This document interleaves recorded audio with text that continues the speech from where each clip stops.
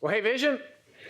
Oh, it is so good to see you this morning. Let's start off a little bit differently. Grab your takeaway card, or if you got it on your phone, your tablet, pull that out. Or if you don't have one, I think we still got some left at the table. If Mike, you guys want to grab those, so because I need you to look at something in there with me. All right, there's a note in there that I want you to check out, so that we can go through something together over the next 4 weeks. Because as a church that is growing, we need to focus on praying. Because there is a spiritual attack against our church, and I want us to join in praying together. So there's a little note in there. Let me take a look at it with you. There's two things I want you to focus on. We'll have a kind of a church-wide focus each week for the next 4 weeks, and then a ministry focus. So first, I have the church-wide focus, and it'll tie into today's character that we'll talk about in a minute. But I never want us as a church, you as a family, you as a person, to get so busy that it takes away from your time with God. And you're like, yeah, my God, I agree with you. Man, that is a tough one, isn't it, Sean? You're like, yeah, did a bad job of that this week. No, look, I want us to be praying that truly from our students and our kids all the way through our adults, that we would not get so busy doing stuff, even good stuff, even church stuff, that it would take away from spending time with God. That's our first prayer focus. The second one is for 4 weeks in a row, we're going to focus on a certain ministry of the church to pray about. And I'm asking you to join me in praying for our leaders that lead our preschool and elementary. It's called Viz Kids. Those leaders back there. And actually, I just walked back there to see them. And I mean, there's kids bouncing off the walls. They're having a great time in church. This is not your grandparents' church, okay? This is a church. Kids come in. They don't want to go home. They want to stay here. You go back there. You'll see Kim Thorpe. We're going to pray for Kim and her husband, David. Pray for Scott and Meredith Mann, who also helped run Trailblazer. Across the hall, we got Alicia Starr, and then her husband, Michael. And we've got Sheila Howland and her husband, Doug. So I'm asking you to join me in praying for those leaders. Because I want to tell you, when you step up as a leader, you put a target on you that Satan says, I'm coming after you. Isn't that right, Kevin? You're leading our student ministry? We'll pray for you guys next week. But this week, praying for those kids, the leaders that we have back there, and then, of course, they lead small group leaders. They lead, drama people and production, all kind of fun stuff. But those leaders, I want you to join me in praying for them this week. Please do that. Now, we jump into today. This lady we're talking about, her name is Mary. But first, I want to talk about this crazy issue of giving away $30,000. And if you heard that we were giving that away today, you didn't hear right. Okay, so if you came in just for that, that'll be next week. No, just kidding. But let's talk for a minute about why you would give away $30,000. Of course, this time of the year, we got all this political stuff going on. Is there anybody who loves a candidate enough who would give away $30,000 to them? I would not. I would not. Okay? How about you've got maybe a college you went to, or the college you love, or you root for those Heels. You say, I really love them, but I'm not giving them $30,000. You're not. Or maybe there's great causes. You look around the world, there's Feed the Kids, there's hurricane relief we've been doing, there's all kind of different stuff going on. But to give $30,000, and I'm not talking about a millionaire who'd be like, $30,000, that's nothing. I mean, that's me and that's you, to where if you gave $30,000 away, it'd be shocking. It'd be shocking. Or maybe you have a friend, say a family member or somebody who has something terrible that happens, and you literally somehow pulled out a savings if you had it, or your 401k, or you took out a loan and gave them something worth $30,000, it would catch your eye. It would catch your attention, and hopefully you would ask, why? What matters so much in that situation that you would give away something of that value? So today's lady that we're talking about, out of our visionary series, Mary of Bethany, and this picture here of her giving it all away. Let's talk about this lady Mary. There's a couple different Marys in the Bible. Of course, there's Mary Magdalene, named after where she was from. There's Mary, the mother of Jesus, who probably most of us have heard of. Then there's this lady, Mary of Bethany, from just a little village, this little town. She didn't make a huge impact. She wasn't a leader of thousands. She wasn't wildly rich or influential. Or besides 3 little stories in the Bible, we don't know anything else about her. But as we unpack these 3 stories today, I hope you'll walk away with what I got this week. As I spent time in this with God, and he just kept teaching me things for me and for you from this lady, Mary. Now, her story is packaged around her family. She's got a sister named Martha. And if you know anything about this lady, Mary, you probably might know that the first story we'll talk about in a minute, where her sister Martha are really involved. The second story is with her brother, Lazarus. You say, okay, Lazarus, that guy, like, he died or something or came back. This guy Lazarus, like, he has got a story to tell. So look at his. So she's got a sister. She's got a brother. They live in Bethany, little town, just a couple miles out of Jerusalem. So Jesus, in his whole ministry time, Jerusalem is where a lot of things happen, just 2 miles away. This little nondescript village of Bethany is where this lady was from. So I'm interested to see how this lady who, just like some lady sitting in church that you might not notice, and she did something so amazing, like gave away something of so much value. If you could imagine this being worth $30,000 or more, because it says in the story it was worth a year's wages, $30,000, $40,000, $50,000. We're not sure. Let's take a look at her story. On your takeaway card, you'll see I got 3 blocks on there for her 3 different stories. I'm going to go through kind of quickly the first and second stories. My invite to you is go back and read them this week. Spend time with God, digging into those stories to see what he has for you, because I think even in the first one, we'll talk about right here, you'll see it connects with what we're praying for this week about not being too busy to actually spend time with God. This one takes place in Luke chapter 10. And in Luke chapter 10, the story takes place in this town, in this village of Bethany. And this guy, Jesus, he started his ministry. And I imagine that Mary and Martha and Lazarus had heard of him. And they're getting these stories of this guy who could heal people. This guy who would get into your world and totally change the way you think. His teaching, you say, man, that is unlike anything I've ever heard before. This guy who would, do miracles of walking on water, of taking food and multiplying it. This reputation that he had was astounding. So when he comes in their town and actually to their home, I imagine it was an incredible day for Mary and Martha and Lazarus. Now Martha, she's a type, like many of us, who like things in order, want to take care of the details, want to make sure things are right, and that's wonderful. That's totally great. I'm all into that. And when Jesus comes into their house, Martha is doing what she's naturally good at. Get all these things ready. Mary is going and sitting at the feet of Jesus, which that in itself was strange. Because in those days, when women really were looked down on, that when a rabbi would come into your presence, it was really only the guys who were invited to come forward and maybe hear from me. Maybe I'm going to interview as a potential disciple of mine. So Mary, she goes ahead and she just kind of elbows her way and gets in the front row. So, man, I'm getting close to this guy, this miracle guy, this teacher. I want to hear from him. So already we've seen her just a little bit of tenacity, a little bit of energy. So she gets in there and she's listening to Jesus. And Martha's like, hey, Jesus, man, tell her to come help me. Get all this stuff ready. She should be doing this. You think about this. You step back for a minute and think about this. Maybe the only time in history that the Son of God comes into your home, does it really matter if the table's set right? Really, does it really matter, honestly, if the food's cold or it's not fixed up right or you didn't put enough ice in the drinks? Nobody's talking about that in the rest of your life. You're talking about the moment that you sat at the feet of the Son of God.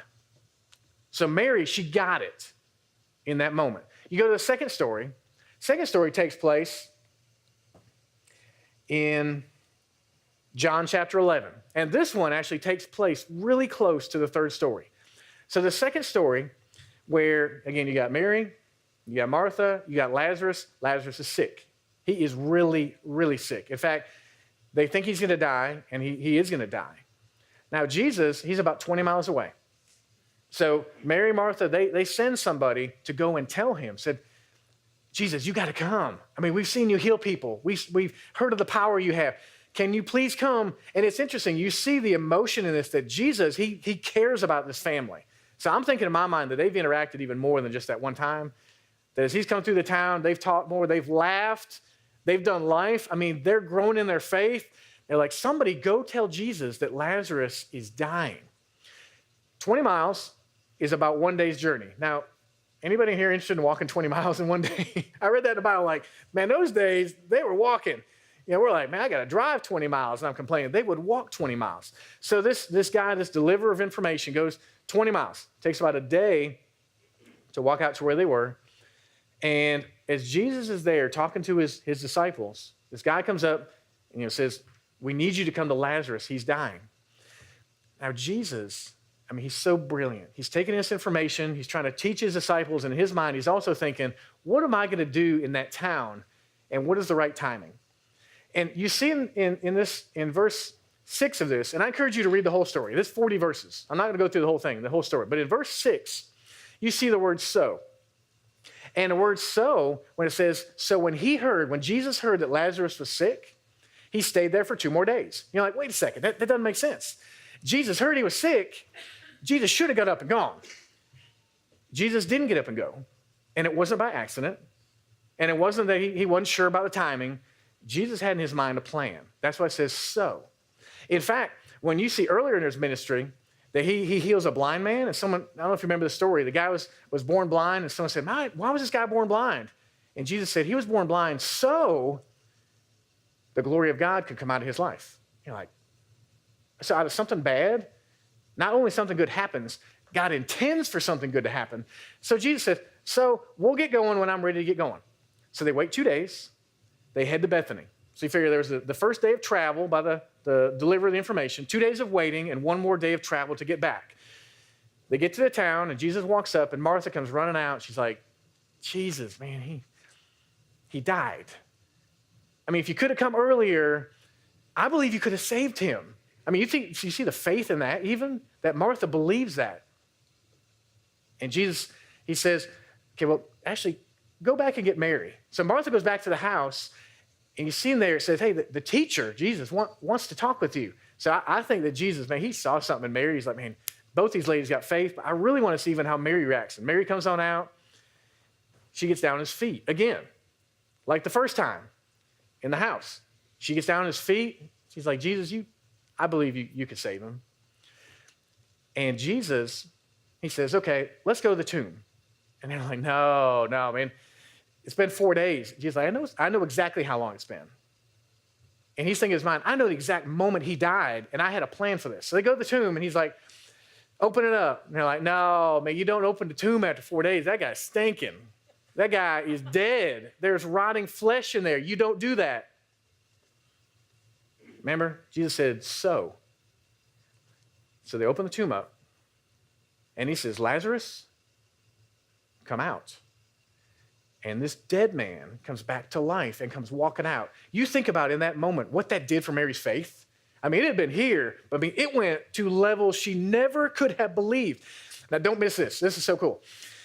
The 4 days is important because in those days, the pagans, the people who didn't believe in God, they believed that when you died, that actually your soul remained with the body for 3 days.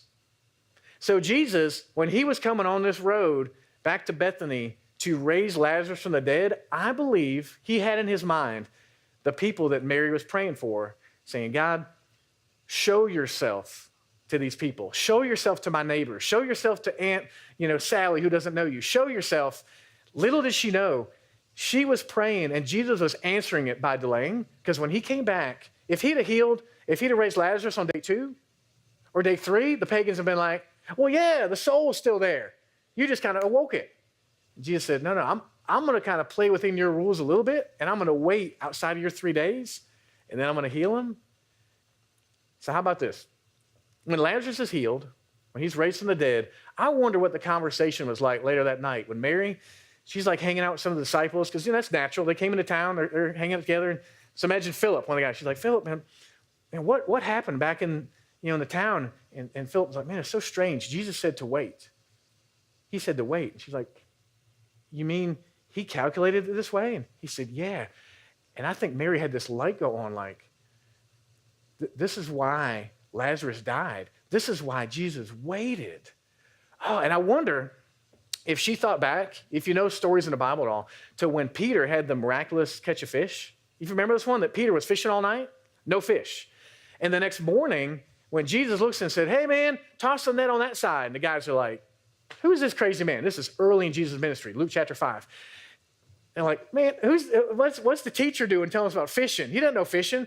They toss the net in there, and they pull it out like, oh, my goodness, there's so many fish. This is miraculous. Back when I preached on that story a year or so ago, Jesus, during the night, I believe, he was commanding the fish to stay away from the boat. When those guys are out there in the boat fishing, trying to find him. And Jesus, in his power as the Son of God, was telling the fish to stay away exactly when I think Peter and the guys in the boat were saying, God, bring us fish. He said, no, you want to see a miracle? Catching 50 fish, that's not a miracle.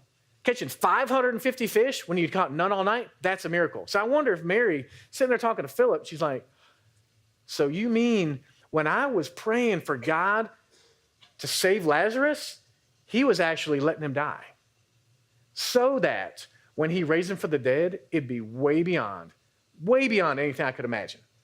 So you come away from that story, and Mary, she's like, this guy, Jesus, is unlike any other guy. And our story, when it picks up in John chapter 12, it is Saturday night before the Friday when Jesus is going to die. But nobody except Jesus knows that. So when Jesus comes back into Bethany, and there's a party, this guy, Simon the leper. Now, I tell you, you probably don't want that nickname. I mean, it feels like Jeremy the leper. They're like, not sitting next to him, okay? Not giving him a little handshake. Because that, in those days, leprosy, completely contagious, completely a death sentence. Jesus comes into this town, and this guy, Simon the leper, is hosting a party. We don't know anything else about Simon, but I'll tell you two things. He used to have this disease, and somebody healed him of it. And the only guy doing that kind of stuff was Jesus. So he throws a party, said, hey, everybody come to the house. Man, Jesus is coming back through Bethany. They don't know it, but this is the last time he'll come through Bethany. So he throws a party. And people come to the house, and we'll see as we read that the way to describe the people at the table there reclining means it was a little more of a banquet, of a festival feel. This wasn't just like hanging out. This was something kind of special. Man, we need to celebrate this guy. It's special. So they get together in this house of Simon the leper, and let's see what happens.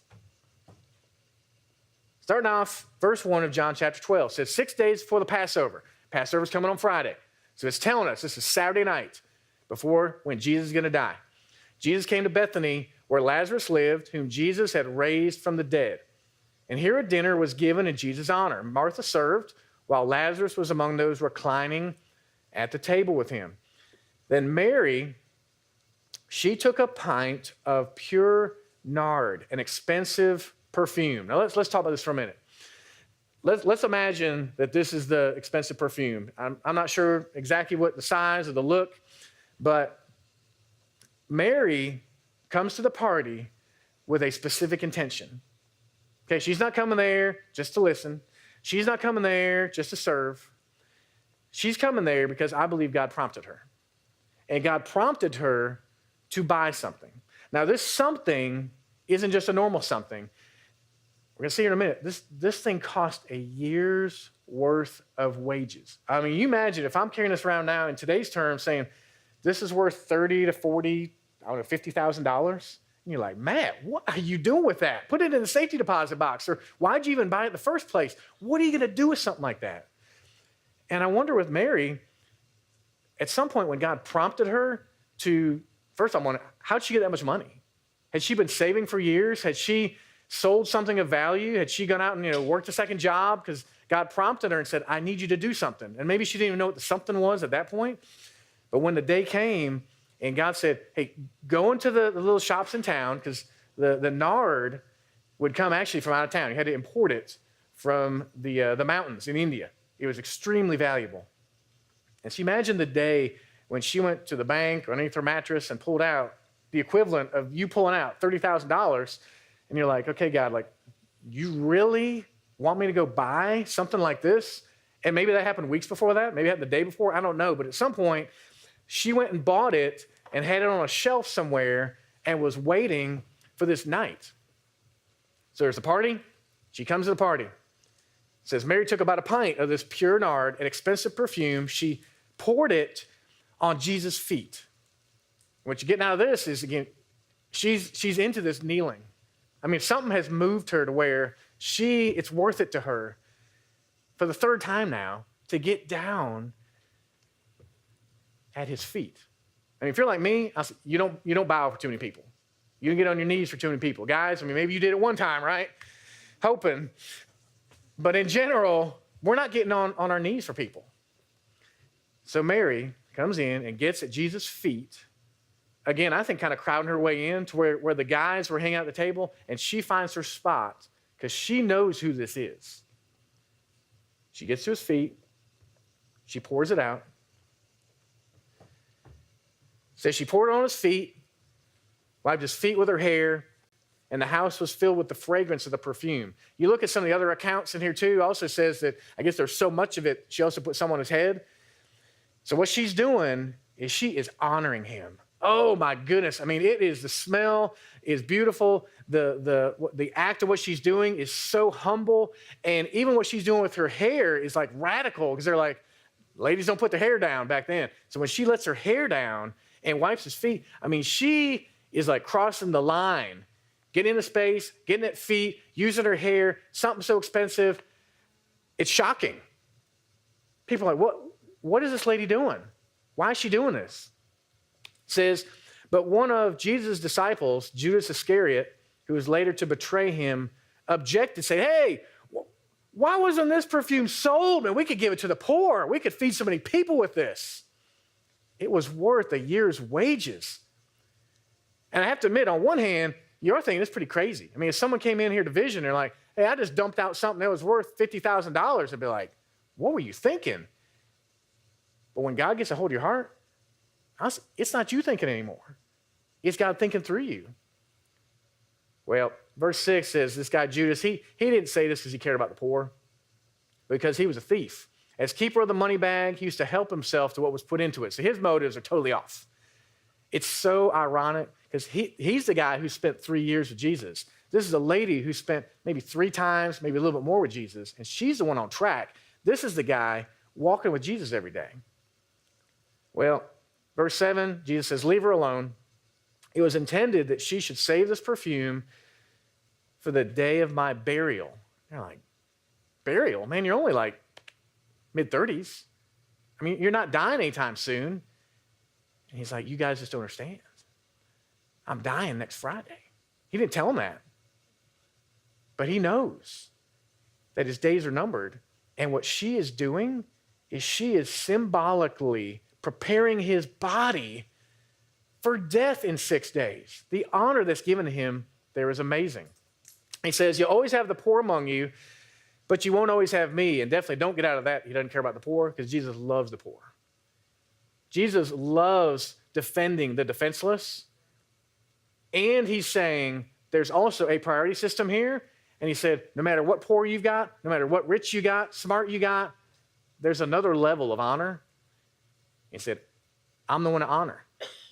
I'm the Son of God. And it finishes up, verse 9 says, meanwhile, a large crowd of Jews found out that Jesus was there and came, not only because of him, but also to see Lazarus, the guy, raised from the dead. And so the chief priests, this is great, they made plans to kill Lazarus as well. They're like, okay, we don't even like the guy Jesus, but even the guy raised from the dead, let's go kill him. For on account of him, Lazarus, many of the Jews were going over to Jesus and believing in him. So again, you think about this story of Mary and what she went through, even the wrestling. You ever been there where like God pokes you to do something and you wrestle with it and you're like, did you really prompt me to like go buy their lunch? I mean, did you really prompt me to go by and talk to them? Did you prompt me to say that or to not do that or stand up for that? And there's like a wrestling that goes on inside of you. And I wonder if Mary's like, really, God, you want me to go buy it? And when she bought it, she's like, really, God, you want me to go to the party on Saturday night? And then she comes in there, she's like, really in front of everybody, you want me to pour this out? And every step of the way, she had a chance to miss out on doing something shocking for God. I kind of wonder, were there some other people that Jesus prompted that week? And he poked somebody else and say, hey, go do something and bring this to Saturday night. And they're like, nah, I'm not going to do that. And somebody else, and they're like, man, I can't give up that much. I will not give up that much. And instead, Mary said, I will do this, and I will bow down in his feet and rub my hair and his head. And I don't even exactly know what I'm doing, but this is what God told me to do. And people look at that and react. And Judas, his reaction. I wonder the other people. They're like, that was really weird. I wonder if some other people looked at it and said, why does she believe like that? Someone else said, man, her brother got raised from the dead. Or, man, he came to their house and she was accepted by him. This guy's different. And when I think about her willingness to do that, to take a jar like that and to take $30,000, let's look at $30,000. First of all, could anybody here really, would you like to walk out with $30,000? If we had like a ticket system, like, okay, somebody's walking out with $30,000. If we promoted that on Facebook ahead of time, this place would be packed. Okay, you would not get a seat in here for like, hey, 30 grand. That's a lot of money.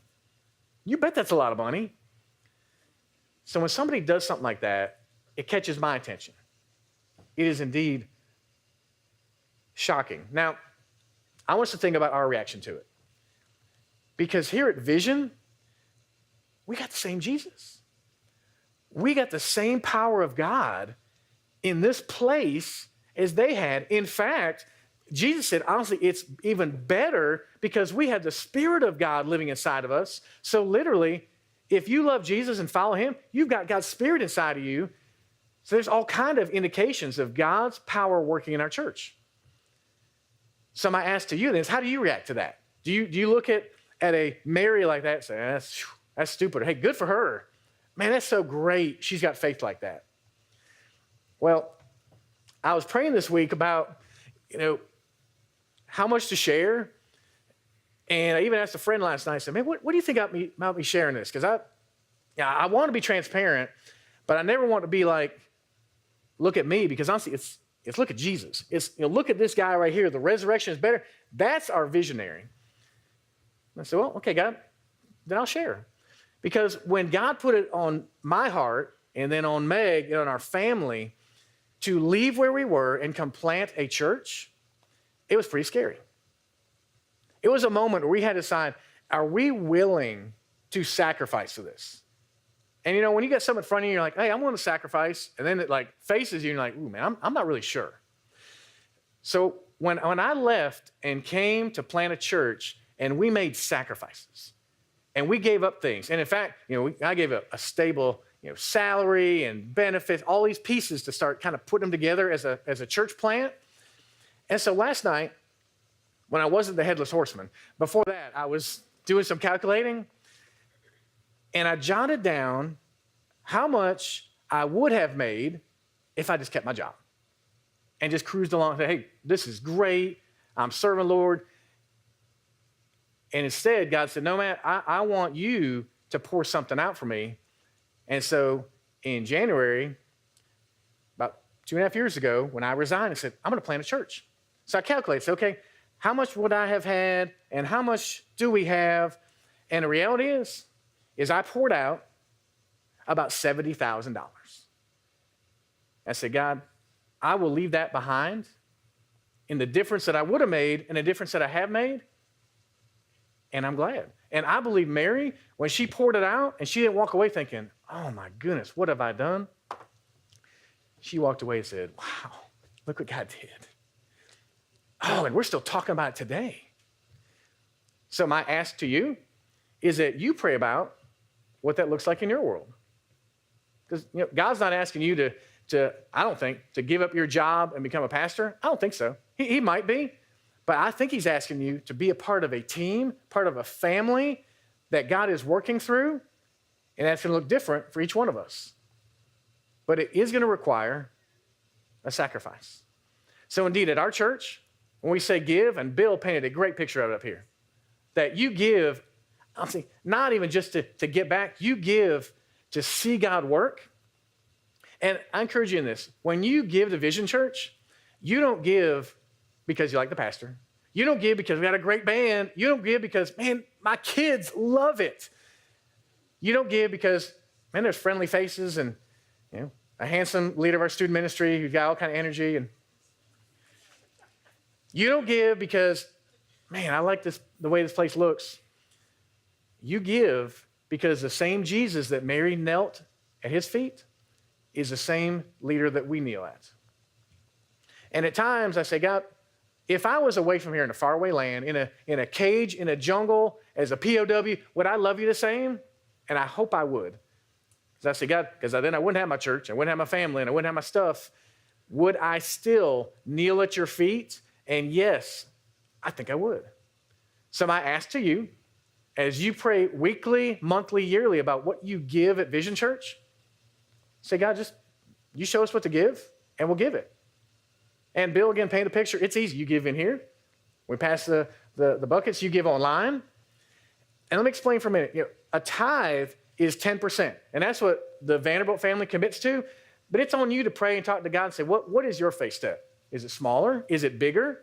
And offering even above that? You say, Matt, isn't that awkward talking about money? I say, I love talking about money because Jesus talked about money all the time. And he didn't need it. And I'll say, I don't need it either. But money is a direct connection to our heart. And so we talk about giving here at Vision Church. I think Jesus just asks, whatever I ask you to pour out, will you do that?